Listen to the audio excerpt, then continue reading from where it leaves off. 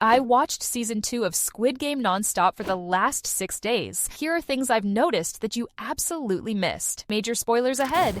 In the end, I will go through some quick things worth mentioning and memorize before season 3.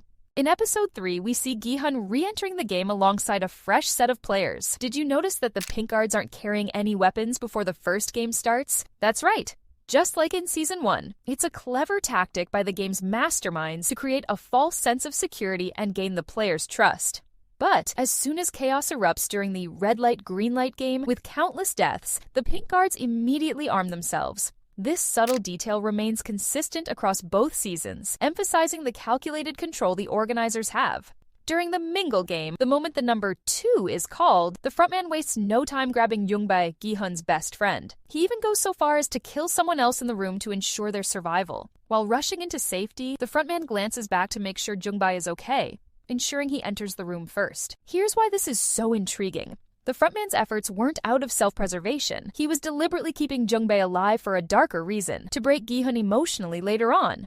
In episode 7, this becomes clear when the frontman kills Yoongbye in front of Gi-hun, shattering him from the inside. From the very beginning, the frontman's true goal was to destroy Gi-hun mentally.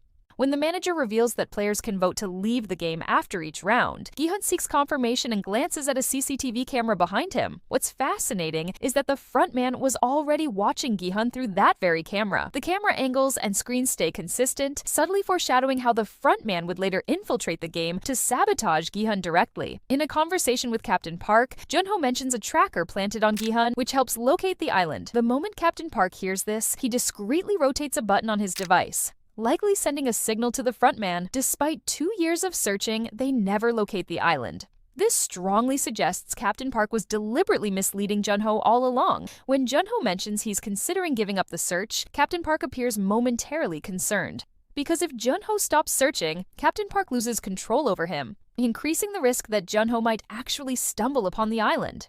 Season 2 gives us a much closer look at the pink guards. Unlike Season 1, where they were mysterious figures hidden behind masks, this season humanizes them. Like the players, many of the guards are trapped in their roles due to financial struggles. We even see glimpses of their faces, adding a layer of relatability and complexity to their characters. In the red light, green light game, there's a touching moment when a son instinctively shields his mother as soon as green light is called. However, during the Mingle game, the same son abandons her, prioritizing his own survival. This stark change in behavior illustrates how greed and desperation can erode human relationships, even in life and death situations. In episode 7, when Gi-hun suggests fighting the game creators instead of each other, everyone looks up at the cameras. However, Young Il, the frontman, doesn't. This subtle detail hints that he doesn't need to look up because he is one of the masterminds watching from above. During the spinning top game, the frontman fails 3 consecutive attempts before succeeding on the 4th. Here's the detail. For the first 3 tries, he uses his right hand, but on the final attempt, he switches to his left. This is a clever callback to Season 1, where it's revealed that the frontman is left-handed. One of the most intriguing details is the revelation that the frontman is actually the creator's son. In Season 1, the creator casually mentions to Gi-hun that his son is allergic to milk. This small piece of information becomes significant in Season 2 when the frontman offers a pregnant girl his milk, explaining that he can't drink it himself. It's a subtle but brilliant connection that ties the 2 characters together and hints at the frontman's deeper motivations and lineage. Pay close attention to the masks worn by the pink guards. It's a detail that reveals their hierarchy.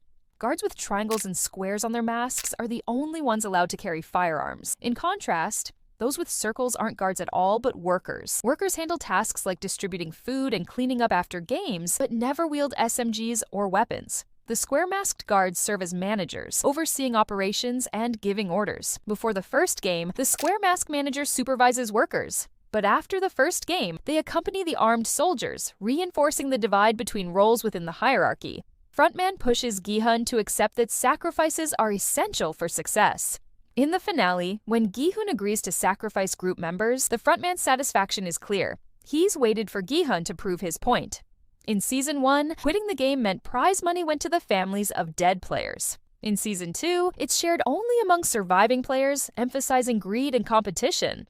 Does Kang Dae-ho player 388 have PTSD from being in the Marines? You can see him stop only when he hears gunshots, and when Hyunju comes to retrieve him, he apologizes a lot and flinches every 2 seconds. Or did he fake it all just to find some people to group with that would help him through the games? So is he just really scared, or does he have PTSD?